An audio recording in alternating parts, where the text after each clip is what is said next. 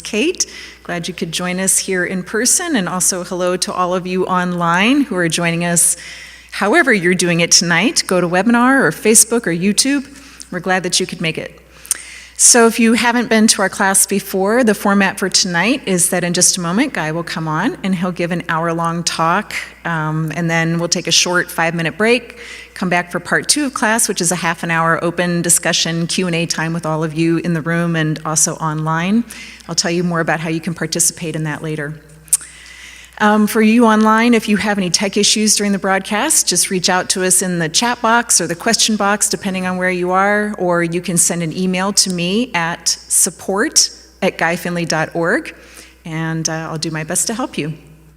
I think we're ready to get started, so I'm going to go ahead and read our title and key lesson for tonight, and then I'll hand it over to Guy.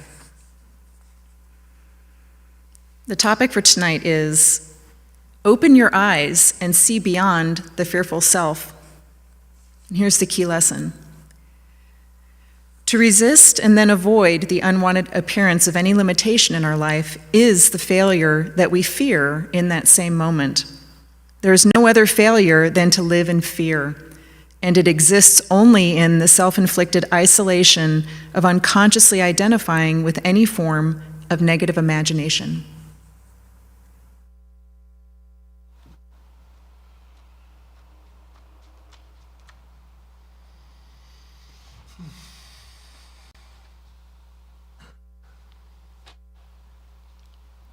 An earlier good evening than usual.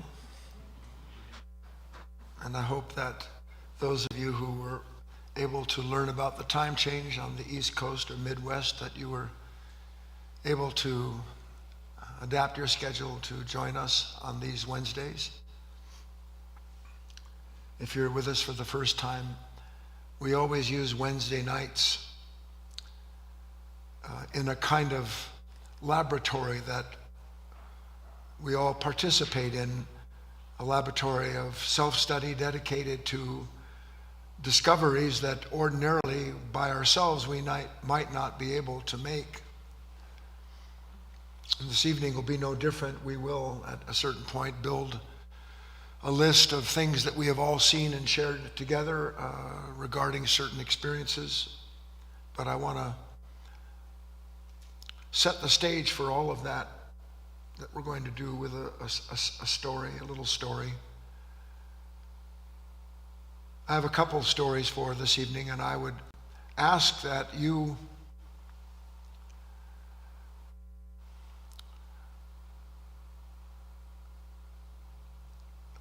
I don't know if listen makes any sense anymore, the word, because we think that something pounding on our ears is listening, but it's not. Listening requires the entire body. It requires something that, as a rule, none of us possess, because while our ears are hearing sounds, our mind is interpreting them, and thought is telling us what it means. And we're so divided inwardly that we have no real attention to give to the moment that has come for our education. And all moments are part of our curriculum in this life. Anyway, wide awake, everybody, as best you can. Let me see, for at least a heartbeat, something that's promising. That's kind of better. So here's a young man. He grew up with his friends, and they went to college together, and they graduated together, and they got jobs at these high-tech places. And one of them excelled more than the others, as is usual in one respect. And he became the supervisor for his friends, which didn't exactly gather their appreciation. You would think that it would, but it doesn't. Anyway, at a certain point, everything becomes strained and stressed. You know, the more you try to become a success in this world, the more you see people and places and problems trying to take that from you, and no different in this situation. And then at a certain point, this one man, we'll give him the name Bill, he just goes on a sabbatical of a kind. He just, without any notice at all, he just takes a month or two off. And when he comes back, his friends needless to say, are curious what happened. Where did you go? What took place? You didn't even tell us anything about it. And Bill said, I don't know if I can explain it to you. In fact, I'm pretty sure I can't. He said, but I had begun to endure a stress that I just couldn't bear. And it wasn't just here, it was home, it was at the restaurant by myself over a cup of coffee. It made no difference. And it was a pain that I didn't think I could handle 1 more ounce of it, he said. Well, I'm sorry to hear that, but what has it got to do with your sabbatical? He said, well, then I saw something, he said, and it changed it. What did it change? He said, well, don't misunderstand me, Bill said. It isn't that it just changed it overnight. He said, but it did change everything about the way I meet the moments that always before caused me this much pain and stress. Come on, Bill, what are you getting at? Bill said, well, as simply as I can say it, I've been blind to the fact that without my demands on life, that it confirmed me as I've imagined myself to be, I wouldn't have any stress. I wouldn't suffer. If there weren't something in me that had over time convinced me completely that somehow or other, if I was going to be happy, I had to make life into what I thought happiness would bring me. And then I could see it. You still haven't said it. What did you see? He said, I saw that these demands can't possibly be my own. They can't be my own. I don't get it, Bill. What do you mean they can't be your own? Why would I want something, anything that destroys me along the way of acquiring it? Why would I want anything that destroys me along the way of acquiring it? And what do you want to acquire? I'm out of the story now. You want to acquire people's respect? You want to acquire security that can never be shaken. You want to acquire a body that lasts forever. You want to acquire a family that loves you with no questions asked. What is it you want to acquire? You want to acquire bringing an end to your fear of death? It makes no difference the answer that you give, because the fact of the matter is that you can't see what you need to see. Just as our hero Bill couldn't see. It wasn't the world that was creating this pain in him. You're convinced that the world, the people in it, the situations, the circumstances you're in, which are always very special, aren't they? You're convinced that that's the source of your conflict. And I tell you unequivocally, huh? I tell you without doubt, you're deceived and you don't know it. And it isn't until a person like Bill in our story, and every one of us has a Bill or a Mary inside of us, that bit by bit, God willing, starts to look at this day-to-day grind. Sweet God. Every day, prove. Every day, push. Every day, bear. Every day, go through the same thing you went the day before through. For what? For what result? Now, I can't answer that for you, no more than Bill could have ever seen in a million years that it was his demands that were causing all of that destructive force in his life, and then to come to the shocking discovery, oh my God, they're not my demands. I didn't put one of them in myself.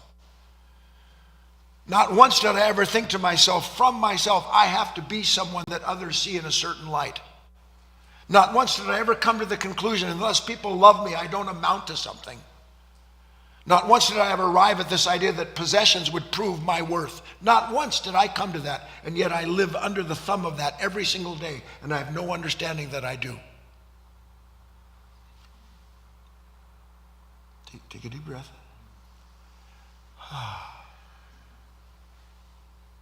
This is why all the great teachings, the true teachings, in this instance I'll take from the scripture, New Testament. What do you think Christ was talking about? He said, unless you have eyes to see and ears to hear. What do you think he was talking about? Do you think he's talking about eyes like this and ears like this? Or do you think that he was saying that eyes and ears are in levels?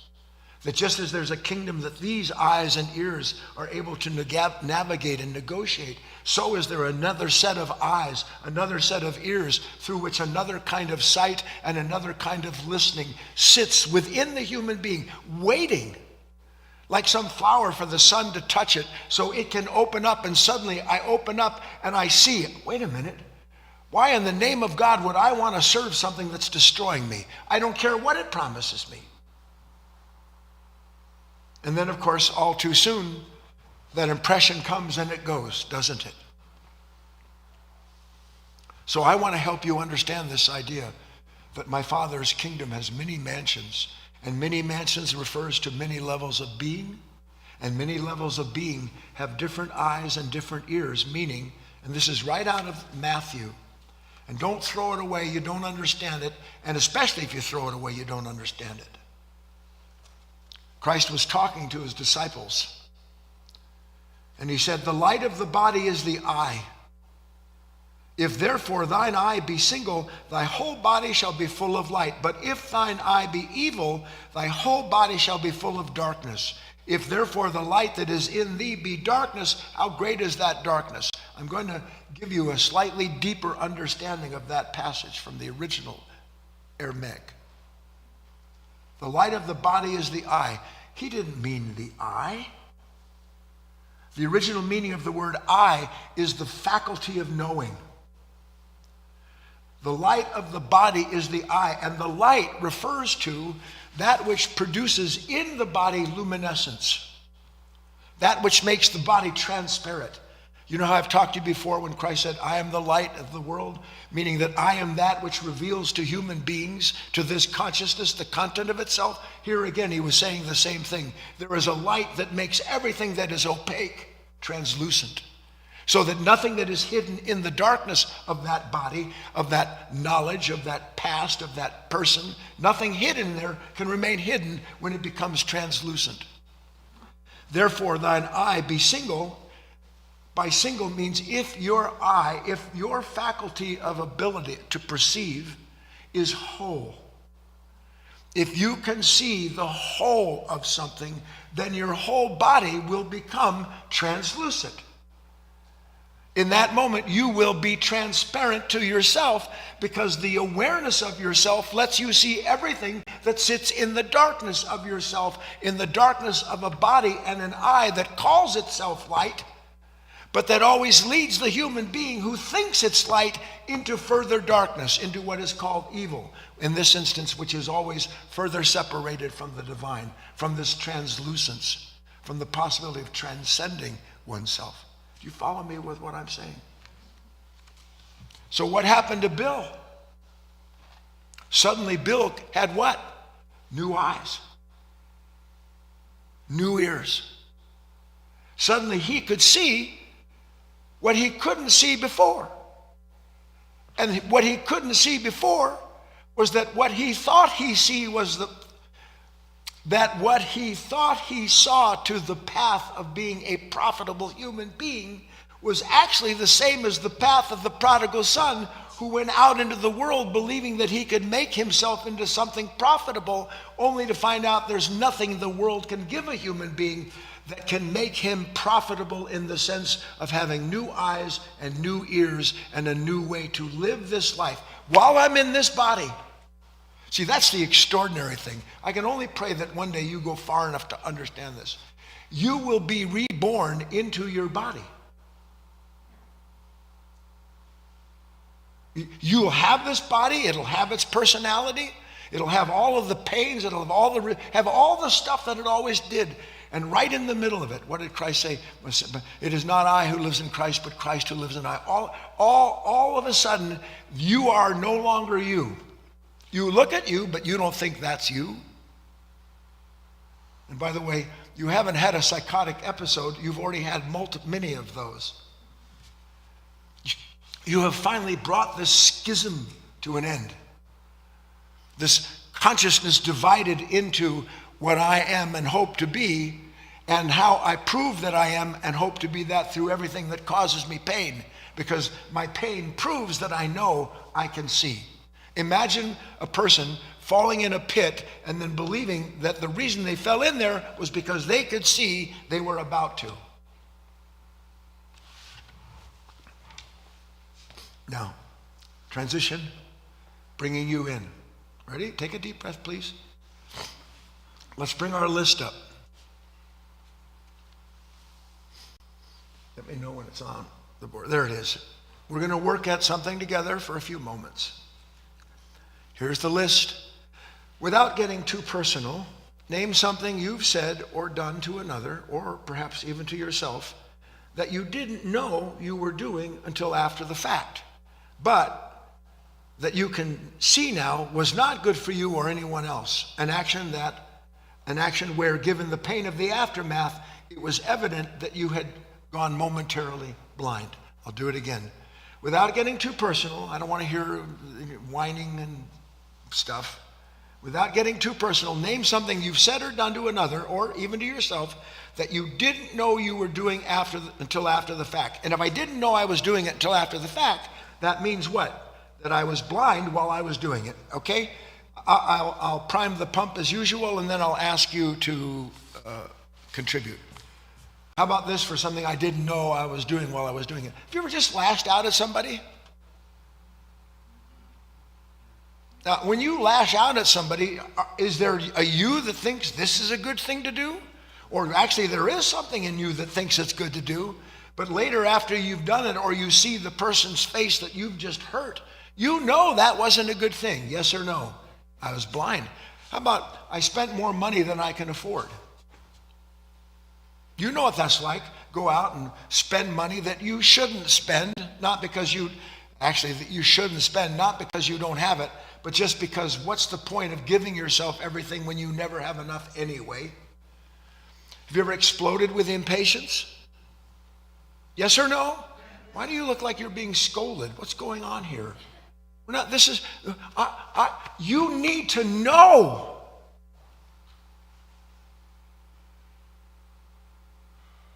You need to see that when you're all anxious and running around like this, that you kind of think to yourself, I'm on top of things. You can't see you're running people over. Have you ever run somebody over and didn't know you were doing it? Did you ever create dependency in a human being? Yes. And not know you were doing so? So these are things that when I did them, I must have been what? Let's bring you in. Chris. Sending a snarky email. Okay, I sent a snarky email, and I didn't even know I sent a snarky email until later I heard dum, dum, dum, dum, dum, dum, until I suddenly realized, this was a very cruel thing to do. I was blind. Anybody else? Ellen? I let myself manipulated into doing something. I did something that I know I shouldn't have because I wanted the approval of someone who asked me to do it. I gave into a weakness for the sake of hoping that I could cultivate a stronger relationship with someone. I was blind. Then, how do I know I was blind, by the way? There's always aftermath, because then I resent the thing I'm doing. Barbara. Criticizing and not following my advice. I am almost always criticizing someone for not being perfect. And I don't know that I think I'm perfect until suddenly I realize, as the aftermath of, look what I've done to this relationship. Look what's happened to this moment. I was sitting having a cup of wine with somebody, and all of a sudden everybody looks like they're attending a funeral. On the board, hold on. I was making fun. Yeah, I was making fun of someone and had no idea I was doing that. It's Carl. Lindsay, blaming someone else for my unhappiness. That's a pretty big one, isn't it? Keeping accounts with people. I never know that when I keep an account on someone, have an enemy. that I always meet that person as the enemy I have the account on, and I'm blind to the fact that I blame them for what ostensibly is a pain that I don't understand in myself. Yes or no? On the board still. You don't know anything, listen to me. Of course, summarily rejecting anybody that says to me, I might help you with something. Anybody else in the room? Doug? Quibbling or bickering. It's like lashing out, but just on a small. This constant, tiny, but terribly painful bickering that goes on under smiling faces, I might add. Pretending. How about that for something that I've done all the time, not just to others, but to myself, where I pretend like I'm something I'm not, or I get you to look at me through this exaggerated example, and then, of course, I don't know I'm doing it, because later comes the fact that they see I lied, or that I see myself lie, and that's the aftermath. On the board, Denise, made someone the butt of a joke. Yeah, anytime. Have you ever been with a group of people and it just kind of flowed out of your mouth belittling the other person? Yes or no? And God help us, we don't, maybe, unfortunately, most of our pain is retrospective, isn't it? We look back and we go, wait, God, what was I thinking about? In the room, anybody else? Chris? Finding myself raising my voice. Becoming agitated. Yeah, rushing, anxious. Tony? That's a pretty, what he said is, what, requesting? Yeah, pressuring people to do for me what I ought to do for myself. Not to mention that when people do for you what you ought to do for yourself, they often feel worse because they resent you, not because of what you've asked, but out of their weakness that they can't not do it. So it's all a very bad circumstance anytime we do that. John? Kind of thinking about somebody who went through something, and he said getting high, and that's a little honest, meaning that suddenly I kind of feel better about myself for seeing what happened to this person. I'm not like that. I knew a man all the time who said, I'm not like that. Like that somehow proved that he was okay. If you have to think to yourself, I'm not like that, you're not okay. Heidi?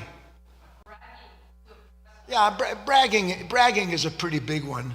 We don't know that we're bragging when we're bragging until afterwards, and then somebody sees that we did just, was a complete phony, or we taste it afterwards. So much of this is the aftertaste, isn't it? On the board, being too afraid to say something that needed to be said, told a lie, and how about this one? Told a lie instead of being accountable. That's a pretty big one, isn't it? Covering up. I don't know that I'm covering up when I'm covering up. Roger, you'll be the last one in the room. Louder. Being defensive. I'm instantaneously on the defense. Quick, Susanna, very critical and impatient with people who call and talk. Susanna, you're a gas. She says, in being very critical and impatient with people who call and talk to you during these talks. Robert, being passive aggressive. Mariana, controlling behavior. All right, we went through quite a long list. Everybody agree with this? So, I'm leading you now. Work with me. If you had to guess, given what we've just said, that we know that retrospectively we were blind, yes or no? What would you say has to be not just yours or my or humanity's, what would you say is our single greatest limitation in those moments? What would you say is our single greatest limitation in those moments where people do act out whatever they do? Do you understand the question? No? Who understands the question? We just don't know what we're The greatest limitation, Chris says, is we don't know what we're doing. Leah? Leah says we can't stop ourselves from doing it. Linda? We're not present. Anybody else? What's the great limitation, Ellen? We're quick to justify the action. There's always some rightness in it. John? We're identified with what we're doing and turning all the cards over.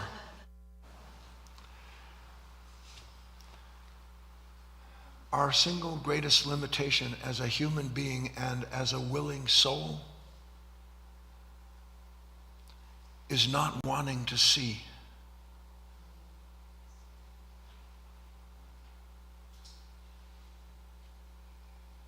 I don't want to see. I don't want to see I've been here 1,000 times. I don't want to see I've had the same reaction over and over again for 1,000,000 years. I don't want to see that I'm the same impatient, angry, greedy person that I was yesterday. I don't want to see it. I don't want to see that I say that I'm a man who's working or a woman who's dedicated to the divine. I don't want to see that even though I say that, my day and time is dedicated all to myself, what I want. I don't want to see the truth.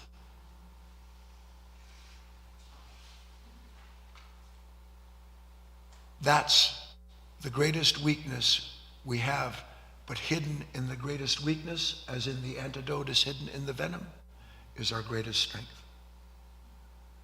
That's what's so remarkable. Not wanting to see. I've known people, I know you've known them too, in particular in the old days back in my, I don't know when it was, in my late teens, my early 20s, when I was still in the music business somewhat. There were artists, some of them great, the children of really huge stars, I won't mention names now, who had some of their parents' talent. There was no question about it. One of them was a young man. His father was a very famous singer.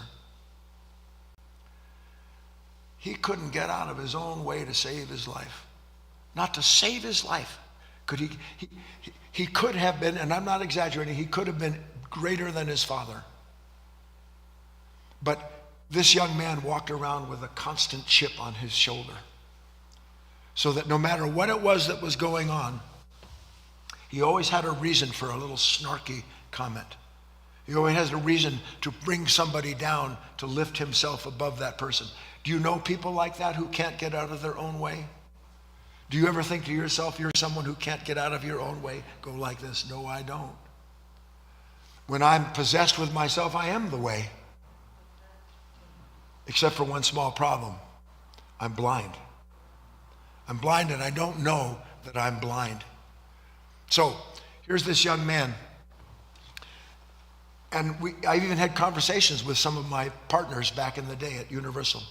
And they say, how does he not see himself? How can this man not see what he's doing to himself? Have you ever thought that about people? Isn't it staggering that someone can't see about themselves what you can see about them? That's just what they think about you. How could he not see what he's doing to himself? So now I'm asking you, how could this young man not see what he was doing to himself? I'm bringing you in. How could he not see what he's doing to himself? John. Well, John, yes. He didn't want to. Why didn't he want to see what was so clear to everybody, and that were he able to see it, he would understand that he wouldn't be in the position he's in of causing pain to everyone he knows, because he'd no longer be blaming everyone for the pain he's in. What, Roger? Fear. Anybody else? Heidi. He's in a dream. Anybody else? Tony. He's enjoying. That's not far away. Tony said he's enjoying something. Here's why we can't see what we need to see and look away seemingly in that moment. We're not looking away really. We're just looking at something else.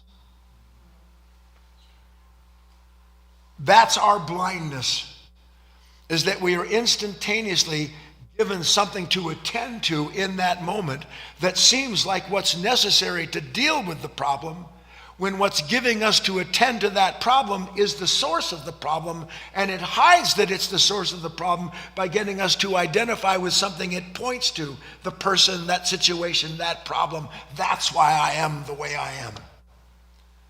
Have you noticed you're never really responsible for your pain? Are you?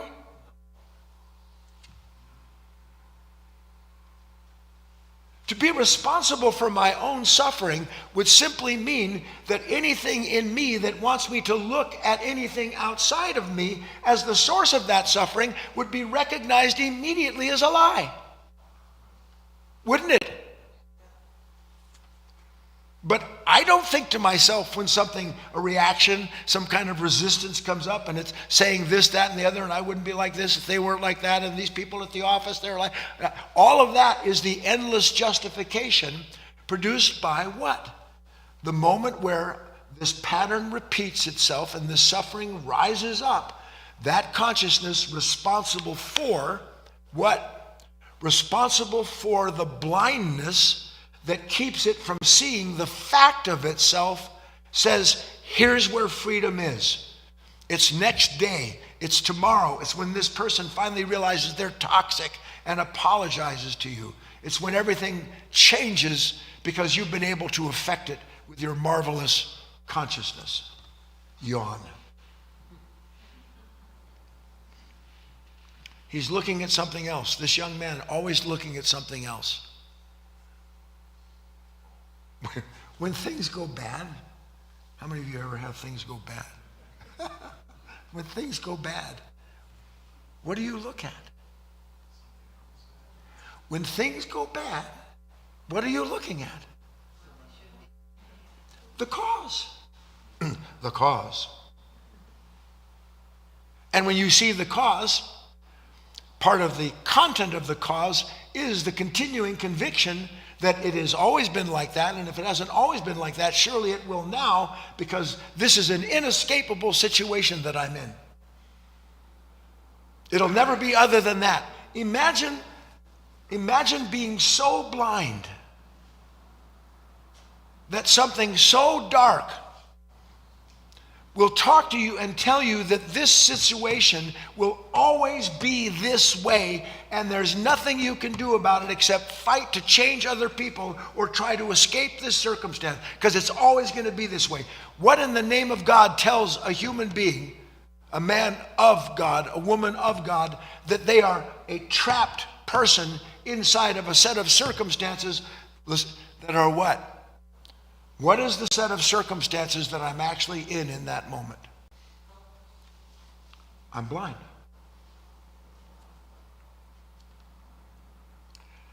I hope this is as simple as I'm trying to make it. The last thing I suspect is that I don't see. Isn't that the last thing you suspect? Boy, somebody says something you don't like. Boy, I'm sharp. I see. I know you. Something happens in the world that I see that I don't like. I know, I can see right through this world. I see everything. I am all-seeing. Now, you don't ever think to yourself that you're all-seeing, do you? Because if you do, you need special help. I can't help you. But yet that is the bottom line, isn't it? When things happen, I'm all-seeing. Because I know what's wrong with you. I know what to do about you. I know what's wrong with me. I know that I'm not going to be able to change this, but I'm going to control that downstream, and I know the whole thing. So I ask you now, take a deep breath, take a transition with me.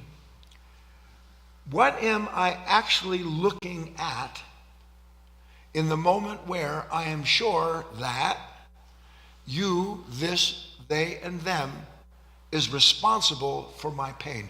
What am I actually looking at in that moment? Anybody want to venture it out there, Chris?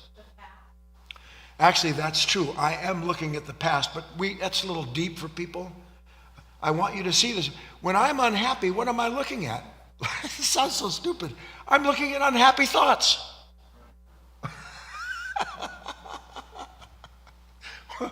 When I'm angry, what am I looking at? Little elves and angels floating around? No, little demons with pitchforks and flames. When I'm anxious about tomorrow, what am I looking at? When I'm anxious about tomorrow, stressed to the max because I don't know what to do and how's it going to... What am I looking at when I'm stressed to the max? Anybody? I'm looking at my own imagination. An imagination that isn't mine. but that belongs to a level of consciousness that has become identified and attached with some image about how tomorrow needs to fall out so that I can be someone who I've imagined myself to be. So I'm looking at a tomorrow that doesn't exist. I'm threatened by my own negative imagination when I look at it, and then I'm in conflict with my own mind trying to make the moment into something that I not only see, but now I know how to fix it. I'm lost and I'm blind. I'm going to come back to that time and time again. I'm actually blind. It's an extraordinary thing, and I don't know if I'm reaching you with this talk, but to think to myself, here I am, I'm sitting in my room, and I think I see everything. But my eyes are open, I don't see. My ears are listening, I don't hear. Because when my eyes are open, I'm just looking at a room that I'm going to navigate to go get a glass of wine or find the chocolate that my wife stashed. But in the meantime, where am I really? What world am I in? And what am I looking at in that world? I'm lost in an oblique, dark world of thoughts and feelings, all of which have come up as a result of that consciousness resisting the moment that just appeared. And so when the moment resists the moment it appears, it tells me, look, Guy, here's why this happened. And I look out, in quotes, but I'm not looking out, am I? I'm looking into the past. I'm looking into all the reasons I have for this ruinous moment. And when I see everything that I don't want, what do I do with everything that I see I don't want? What do I do with everything that I see I don't want? I resist it. And then I see why it needs to be resisted. And do I get happier? Or am I silently killing myself? Letting something steal from me my life. You don't really understand yet what I mean by my life. When you have a life, you won't let your life be stolen from you. When you have a real life, you won't identify with a false life. Because a real life can recognize. Story Mr. Howard told a long time ago about a man, a pearl expert, and he wandered into a band of thieves. Or maybe he didn't, but this is a story he would tell, or I'm telling it. No difference in one respect. And this man, being an expert, these thieves would have bags and bags of pearls, but they were all fake pearls. But he could put his hand inside that bag and in a heartbeat find the real pearl. That's what you want. That's what this work is about, is being able to recognize in the moment the true perception. Becoming a participant in participating the whole of the moment. That my I is single. Meaning my faculty is a single faculty. It's not divided into what I want and what I don't want. It isn't divided up into what you've done and why it makes me feel this way. All of that belongs to a fallen nature. Rather, it's capable in that moment of recognizing that what I've been talking to you about right now, what am I actually looking at in these moments? I'm looking at what's wrong with you. Yes? Isn't that what I'm looking at? But when I think to myself, you're like this and that's why I'm like that. What am I looking at? Am I really looking at you? Please, am I really looking at you? When I'm thinking about you and everything that's wrong with you, am I really looking at you? Am I? What am I looking at? I'm looking at my past experience with you. I'm literally looking at and entering into a memory that is replete with its own emotional content, all of its failed resolutions. And I enter into that moment, and this is the extraordinary thing, and I get all angry and irritated and stressed looking at what I think is you, when what I'm really looking at is myself. And then because I treat you like that, all you can do is respond in the same way that you've always responded, and then I have all the proof I need that I was right to punish you and hold you responsible for my pain. And it never occurs to us, how can any human being change in your eyes unless you change your eyes? How can you change in your own eyes unless you have new eyes with which to see yourself, so you understand the self that you have called yourself isn't you at all? Can you at least see through a window here? It's all I want. So all these classes, all they are about is just for a split second, and I know it's painful. You think it's painful sitting there. You should sit here and look out at you. I know who in the name of God wants to look at these things all of the time, when all of the time that you look, you get a glimmer of something, and then the glimmer disappears and you're right back to looking at life through the same old eyes and the same old ears. But if you've worked little by little by little, you're not so easily remanded over to the same relationship. At least something in you is thinking to yourself, suspecting maybe there's something going on that I don't know or see here. Let's bring up the... Is that what I want to do? No. I was going to say bring up that second key lesson, but that's not what I want to do right now. Let's prove that what we've been talking about is true, that we're blind and don't know it. Somebody upsets you. Again, what is it that I look at? I look at my estimation, my experience. I look at the content of my own mind as stirred by that moment of conflict. And this is what's extraordinary. Can't take my eyes off of you. It's like hell to the touch, but I can't give it up that much. I can't take my eyes off of you. I can't take my eyes off of what I don't want to look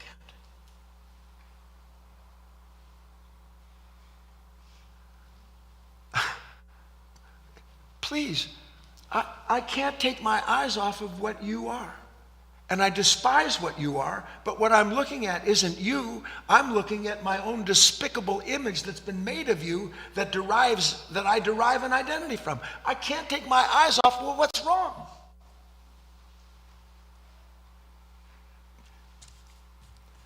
Please, in a given moment, how many options are there? Well, here's an option. I can be completely identified with resistance to the image my own mind has made of this moment. And because I'm so identified with it, remember, we talked about Narcissus on Sunday, didn't we?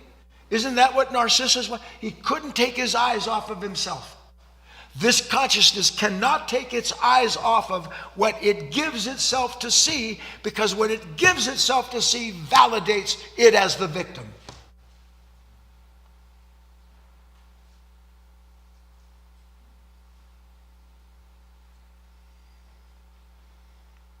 You have to see it. There's a certain level of fascination this mind has with its own dark content. It is a very strong sense of self that is derived from those moments where, now listen, if I can't, okay, how many of you like being negative? No, don't say yes. I mean, no, I don't want to be negative. I don't want to feel like Bill. But the fact of the matter is, when I'm all caught up like that, I can't take my eyes off of that state. It seems to me that in my mind's view, it's something that has washed over me as a result of a relationship of some kind with a demand or a person or some dark, unwanted moment. It feels like something's washed over me. Doesn't that feel like to you? But you see, it hasn't washed over you at all. You have given yourself over to it. Now, how do we know that you've given yourself over to it? Because who in their right mind would give themselves over to something that is killing them? Can't take my eyes off of my anger, off of my disappointment, off of my anxiety. And the phenomenal thing is when I can't take my eyes off of my own anxiety, for instance, or my own insecurity, the phenomenal thing is when I can't take my eyes off of that, I am looking at that moment, that content of my own consciousness through a consciousness that is putting it there so that then it can give me things to do to make it feel real. So now I'm not just identified with the negative state, I am its hand servant. And all the time wishing that I wasn't.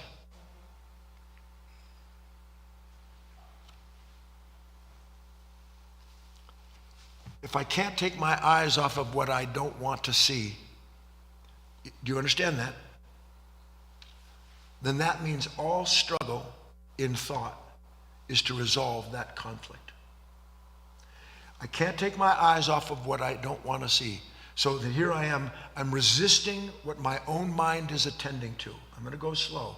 I am resisting what my own mind unconsciously is attending to. Do you see that? And if I'm resisting what my own mind is attending to, is that mind not in conflict with itself, and I'm the victim of being identified with its activity? Please, I don't think I can say that any more clearly. My mind holds what it doesn't want. That's conflict. But I don't think it's my conflict because I believe my conflict is with the condition my mind is pointing to as responsible for my pain. And the condition that's responsible for my pain, is it outside? Where's the condition responsible for this resistance I'm feeling? Within my own consciousness. Resisting its own manifestation. And then in its resistance, trying to come up with a way to manifest abundance. You know what you get when you resist your own manifestation? Abundant suffering. So let's bring up the key lesson, second key lesson, please. It's part of the exercise.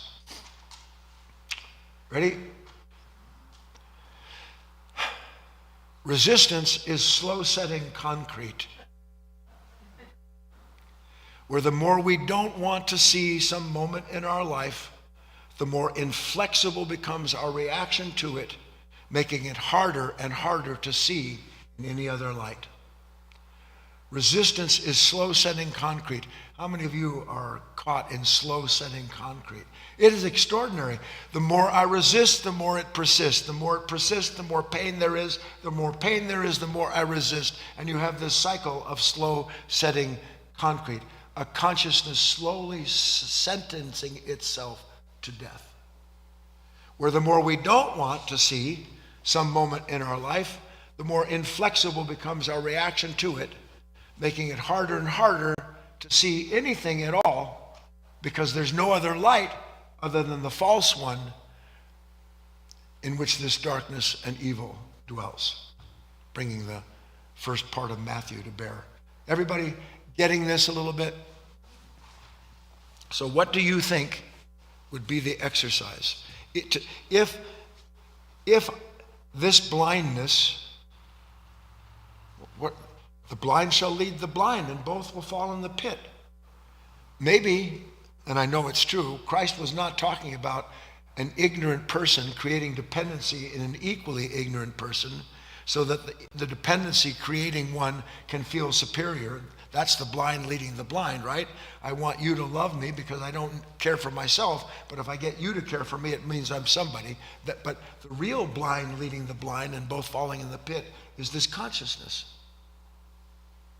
That's the real meaning of the blind shall lead the blind and both fall in the pit. I believe I see, because what I see, I resist. If I actually see something, I can't resist it. If I actually see the truth of something, it's impossible to resist it because the revelation is inherent in the realization of the fact of what I see. It's there. There's nothing to resist. There's just revelation and realization and integration. And that's it. If that's true, and it is, have we made that much sense?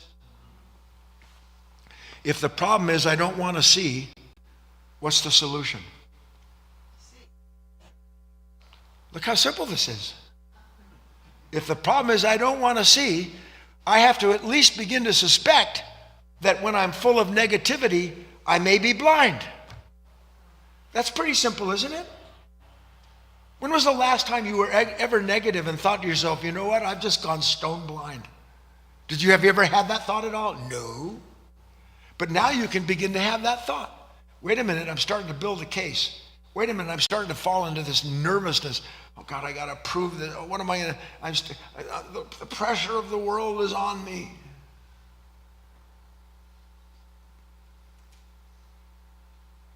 My yoke is easy and my yoke is easy and the burden is light. Here's how you work with this. You ready? You know, there was a very telling moment. Most of us are familiar with it. We've talked about it in some ways. The culminating, I wouldn't say it was the first. I've never really figured it out. There's a point where Christ is up on Golgotha and none of the disciples can stay awake.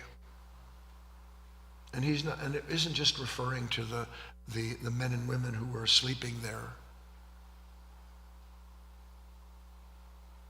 And he sweat blood, which means he began to realize that he could see what had to happen and he didn't want to see it.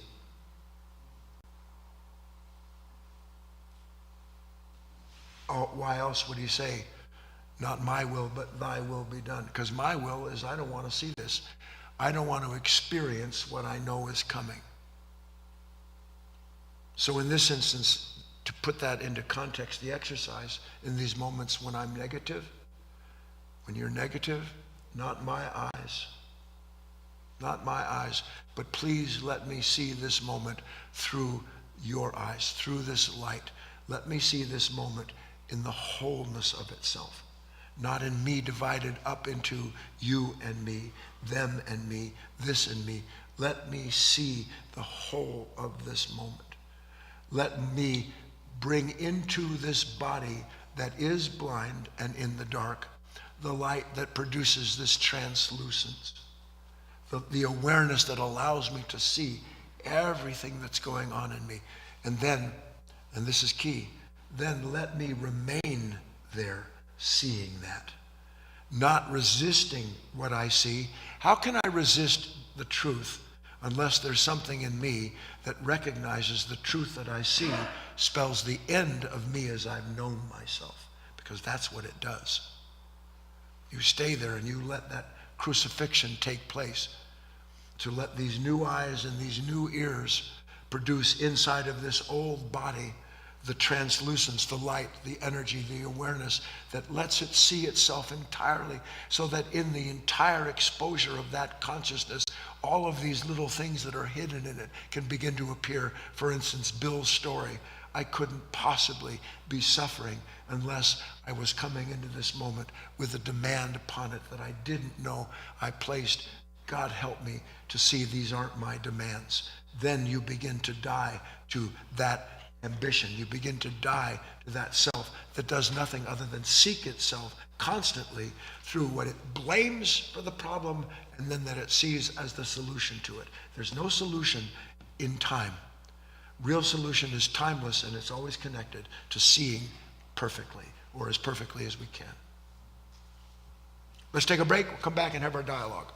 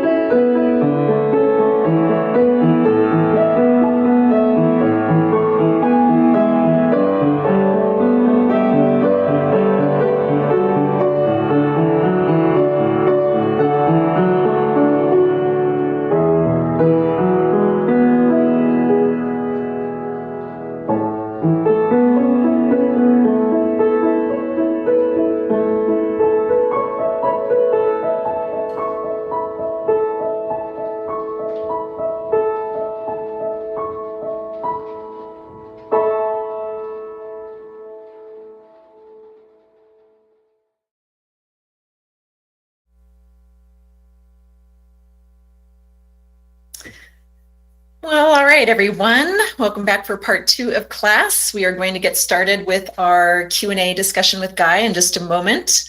While we're all getting settled back in our seats, I just want to do one announcement here.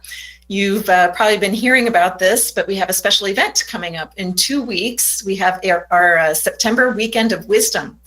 So September 22nd through the 24th. You are invited to come visit us here at Life of Learning Foundation in Merlin, Oregon, and join us for what is, I'm sure, going to be just a wonderful weekend. So it will be a, a weekend of 3 talks. Guy will give talks on Friday night, Saturday morning, and Sunday morning. And all of it is going to be recorded. If you're not able to come here, let me back up. It's all going to be live streamed, first of all, so that if you're not able to come here to Oregon, you actually can catch the free live streams as well as part of this ongoing series, actually, and you'll get reminder emails per the usual. But if you're not able to attend live in person or catch the live streams, we also have a replay package that will be available for the event as well. And typically the Wednesday prior to the Weekend of Wisdom is sort of like an intro talk. So I hear from Guy that he is intending for that to be the case with this as well. So really the Weekend of Wisdom will start a little bit early, 2 weeks from tonight on Wednesday, what would that be? The 20th. September 20th. So hope you can join us. And if you want to learn more about it, you can go to guyfinley.org/weekend. And that takes you to the page that tells you all about the event. And you can purchase a ticket or sign up for the live stream or get the replay package, whatever you wish. And just a reminder to our Wisdom School members that as part of your Wisdom School membership, you actually will get access to the replay package for free. This is for our premium and all access members. And I'll be sending out an email tomorrow with more details about that. So watch your email and you'll be able to go ahead and get that added to your download area in your account. All right, we're going to go ahead and get started now with our Q&A. So let's see what we have here. Let me just check first to see, Guy, if you have anything that you want to open with, or shall we just go ahead and start? No, if we have hands or questions, let's use the time as best we can. All right, sounds good. So we'll run until 7:30 p.m. Pacific tonight, which is another half an hour. And we do have one hand up in the queue. Steve wants to talk to you, and I also have a written question. And if it's your first time here, the way to join in the discussion, if you want, on GoToWebinar, you can click or tap the hand icon once, and that puts your hand up. And then I'll unmute you on my end, and you can be, you'll have to unmute on your end, and that's how you can speak with Guy directly. If you're on Facebook or YouTube, go ahead and put a note into the comments area or the chat area, and I'll grab them from there and read them to Guy. But let's go ahead and get started with Steve first. So I'll unmute you, Steve, and here you go.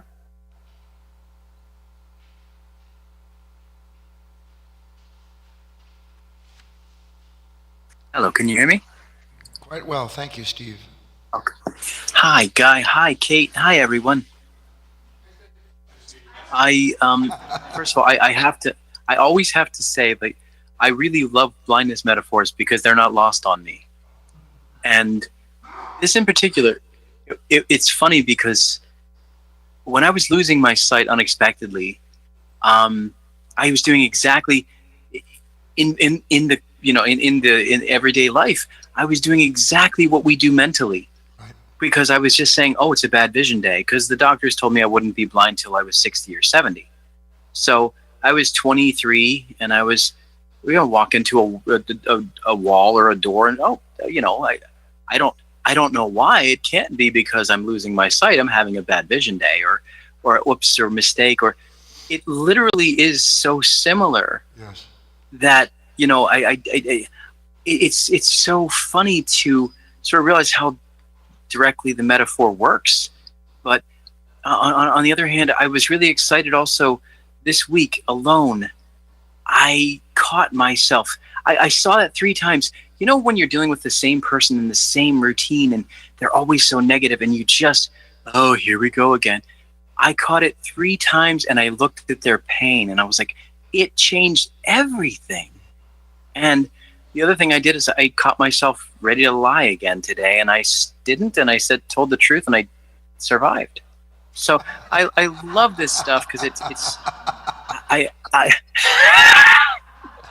it's great, but thank you so much, Guy, and everybody. You're welcome, Steve. In a way, we laugh at, I was going to tell a lie, I didn't, I survived, but honest to God, we march in such a lockstep, it's just, you will be shocked.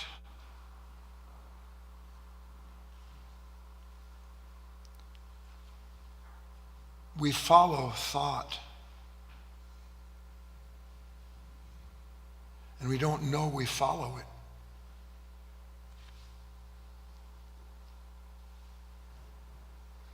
it. It leads, it points, it directs, it outlines.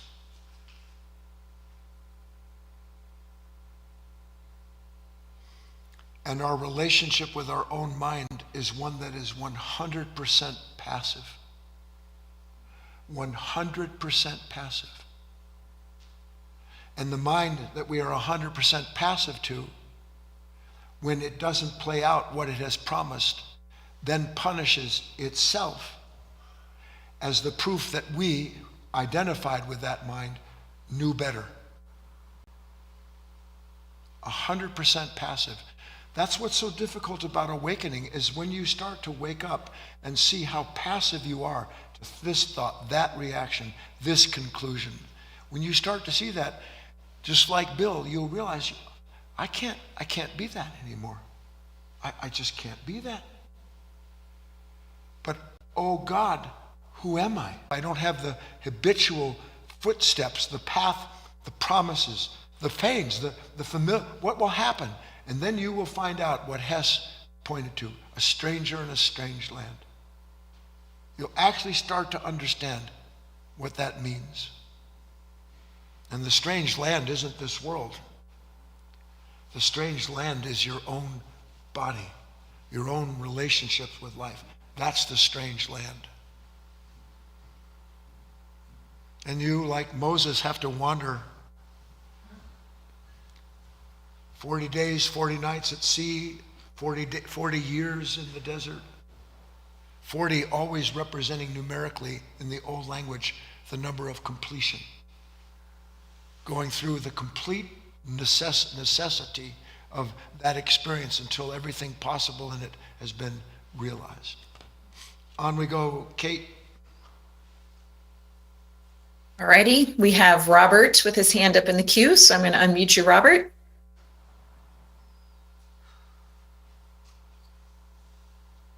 I have an example of looking at something else. Okay. And it's so apropos to what you were talking about this evening that I just had to bring it up. Good. Hopefully somebody else can learn what I learned from it.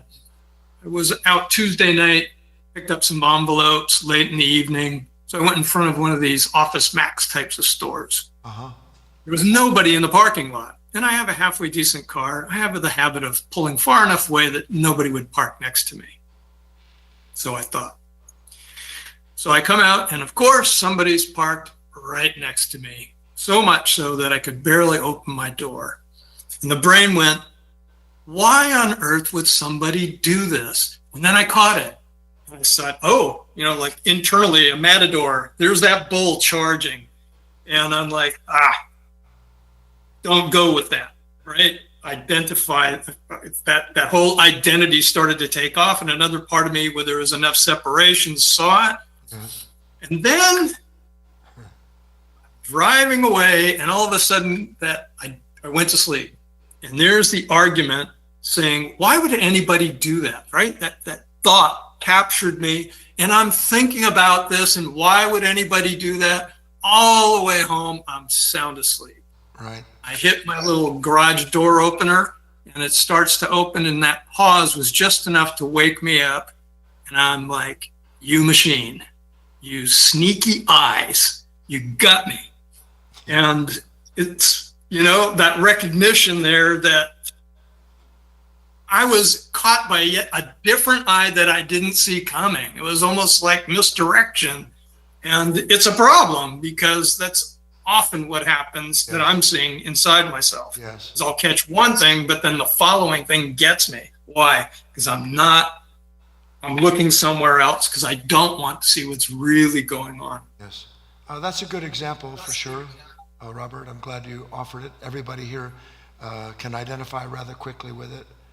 I didn't bring it into the talk. I ran out of time, but I have in this talk described to you what the actual nature of spiritual sleep is.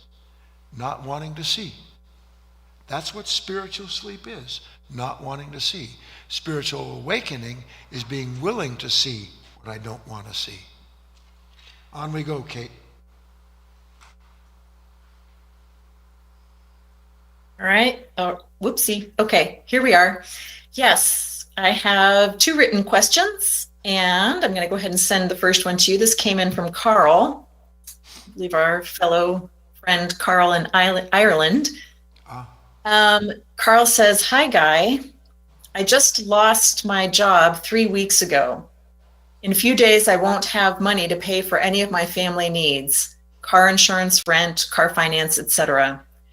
I have 2 kids and a loving partner that depend on me to be their bread earner, but I'm lost now and trying to keep my attention in the present.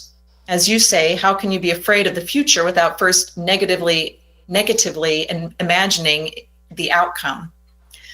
I'm trying not to be overwhelmed with all this. The only thing keeping me sane at the moment is the gym and physical exercise, but even that isn't doing the trick lately." Thanks, Carl.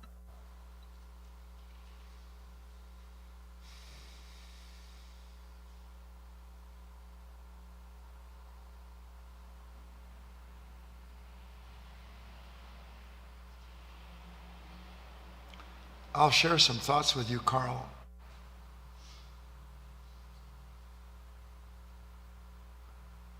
Because while it's not exactly the same circumstance, most of us have been in situations where something entirely unexpected, maybe it wasn't the loss of the job, maybe it was learning that you have cancer, or maybe it was discovering that someone you trusted implicitly not only lied but stole from you and did it blatantly. It could be anything like that.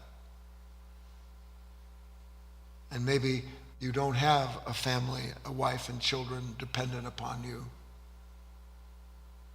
But we all have dependence inside of ourselves, meaning parts of ourselves that depend upon certain conditions being carried forward. The fear of losing my job or my house or my income or my savings. So with that said, many years ago, Carl, I went through some things. My life has been a series of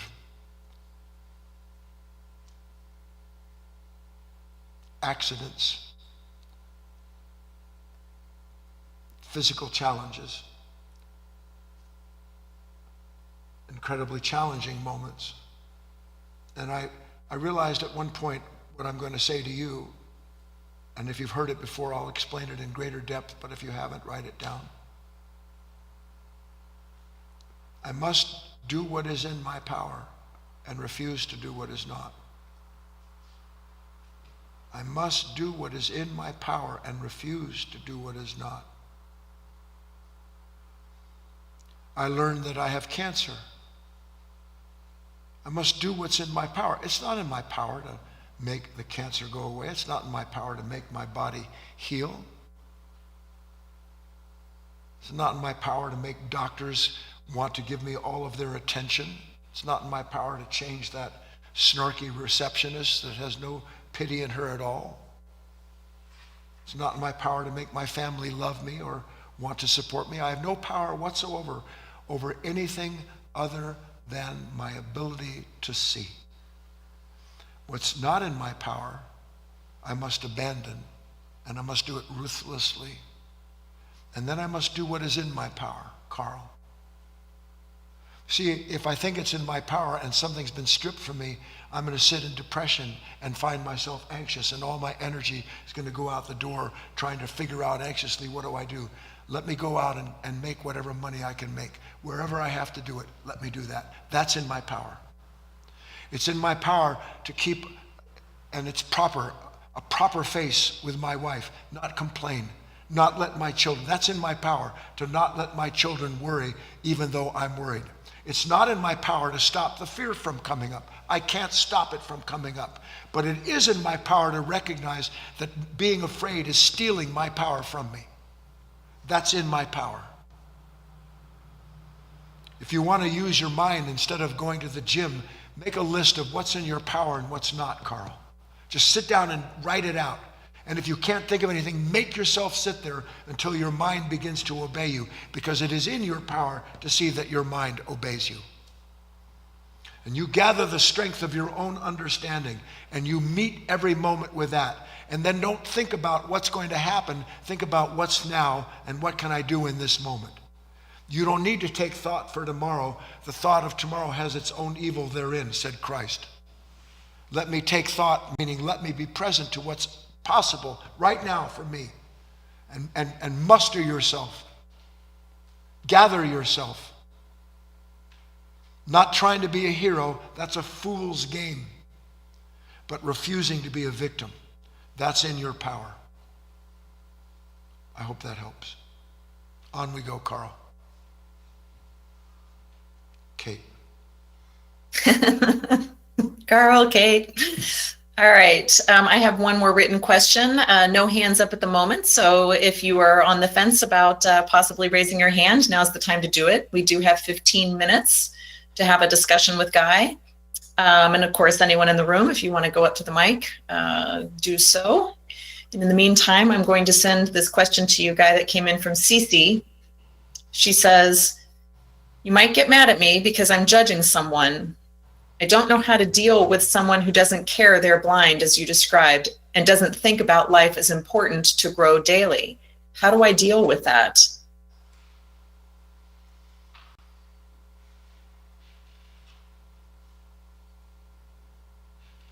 I have to answer this in a way that I can only hope, not just Cece, but that I can convey something to you.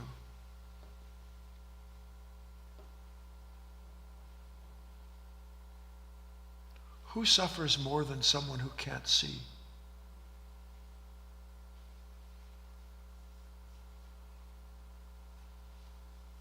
I think I see you're the problem. I walk into this pain every time I meet you. I think, why am I in this position? Why aren't others having to go through what I'm going through? I'm blind. What am I blind to? A form of self-love that tells me I ought not have to do and be what I am. Did you know that's blasphemous? That's blasphemous to not want your life.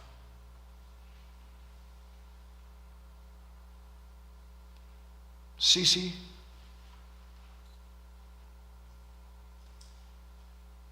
everybody, when you realize the person that you're judging is in more pain than you could ever imagine,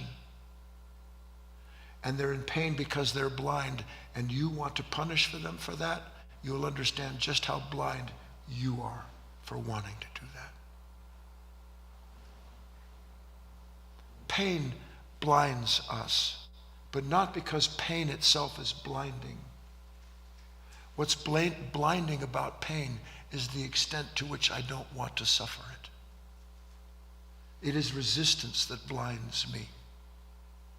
And there is no other pain, no blindness other than resistance, because what is resistance in the end other than I want and I don't want? It is desire that blinds us. We are blinded by desire.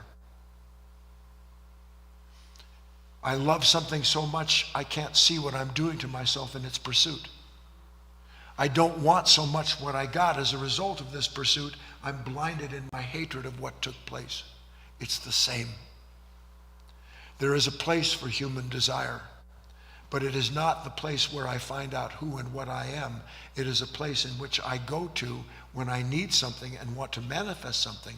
But if I take it as my own and I live from it and identify with it, I'm dead before I start, because I'm blind in the belief that that desire can deliver me to the peace that I seek. Anything else, Kate? Here comes Tony. Beatrice has her hand up. Okay, Tony's. Want to go to Beatrice Tony's or coming. Tony first? Here comes Tony. Here comes Peter Cottontail. Up and down the bunny trail. Hippity hoppity. Good evening. My name is Tony. I just wanted to bring something up because I experienced this today. It just so happens that I had a situation, but we've been talking about negative things, or negative situations that we run into, But this also happens on the other side of this. I had a situation where I ran into, just by accident, I happened to run into a young man that I had spoken to a few years ago. And he was unhappy with his situation and things like that in business or the work he was doing. And I made some suggestions to him, and he took them, and they worked out for him. So I didn't recognize him today.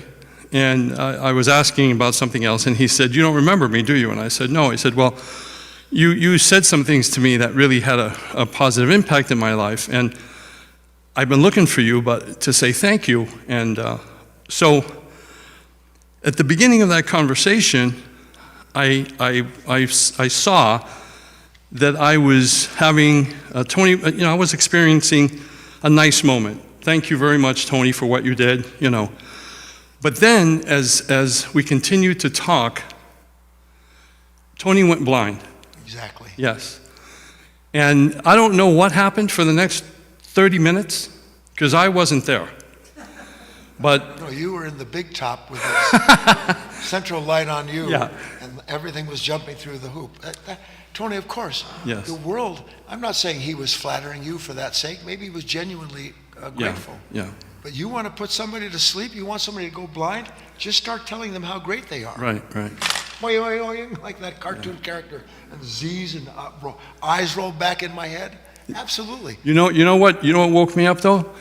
When I finally, He asked you for some more money. No. There was a moment where I looked at his face and I realized he was completely glassed over. He wasn't even there. The poor guy was in pain. Yeah. He had no clue what he asked for. But that was really something good for me to see, because I had never had that actual experience before. I was always lost in that moment, just like I got lost in it today. Precisely, Tony. Look, you know how I like to talk about that one passage, you can't serve two masters, you'll love one and despise the other. Well, what do you think it is in that moment that happens? This is why they say, is real love blind, or is real life love encompassing? So if real love is blind, is it real love? No, I'm blinded by my attachment and dependency on someone, or I'm blinded by how good this is making me feel about myself. Then that's serving one, despising the other. Coming up, Eric, come on. If you want to go to Beatrice first. We'll get Beatrice.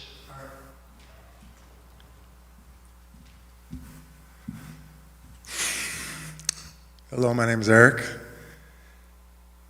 I think connected to negative imagination, and even connected with Tony just related. Have you ever had those moments, they're sort of out of the blue, maybe they just come on at you out of the blue. Maybe it's an emergency situation or something, a crisis, and for whatever reason, you just act appropriately. You do the right thing, what the moment called for. And no fear. Let's say it's some emergency. There wasn't fear because you had to act. And then later, you start thinking about it. You start thinking about what happened, and then you're afraid of what happened in the past. Complete with the identification with it. Yeah. And this is it's all negative imagination. Yes. And unnecessary. And just something from Shakespeare comes to mind. Present fears are less than horrible imaginings. Present fears are less than horrible imaginings. Correct. It's just when the mind gets in and starts interpreting, and we're not aware that that switch has taken place. That's where we start to sink down into spiritual sleep. Okay, Kate, let's have Beatrice. Here we go. Beatrice, you are unmuted. Thank you very much. Hello to everybody. It's very interesting, Tony, and your response to him, because what I really wanted to emphasize in this moment was how much it impacted me, your response to Carl, in a very positive way. And how that capacity of you showing presence creates a space kind of with a different energy. I would say a healing energy, and an energy that kind of models what we need to understand and see. That words by themselves are not able to pass that message. But the way that you were talking with Carl, with so much care and compassion and humility, straightforward, not evading and avoiding the crisis that Carl was sharing with you and with all of us, it brings some deep healing that I don't know if there are words for that, but it's like we become more resourceful. All of a sudden we feel that we are empowered by what we have witnessed in that space.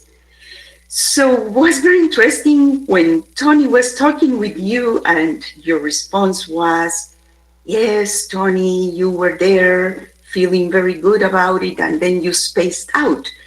And I thought, oh, is that the message that I shouldn't be telling what I want to tell to Guy? Maybe I should have talked before Tony after all. But you know, I think that there are moments when we just need to overcome and go beyond whatever tempts our heads to feel big and wonderful. Yes, Beatrice. So thank you very much. You're welcome, Beatrice. I'm glad to hear from you.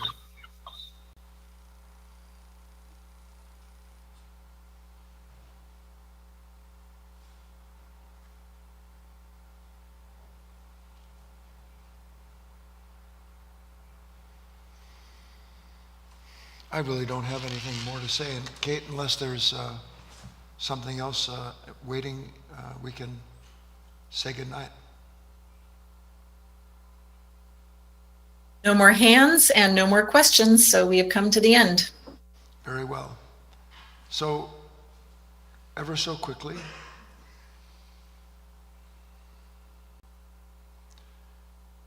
not my eyes, but with thine eyes. And so that you don't turn that into this illusion that there's some deity sitting out there whose eyes you want to see through. To simply understand it means, please let me, if I can, see whatever it is that I have never seen before.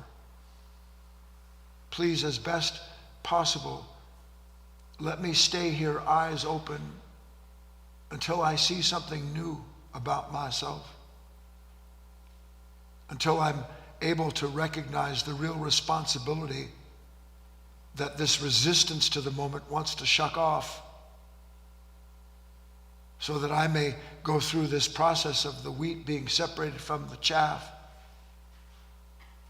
and exit the moment with a new body born of a new understanding given to me by new eyes that are already there waiting to see. I just have to enter into that perception. Good night.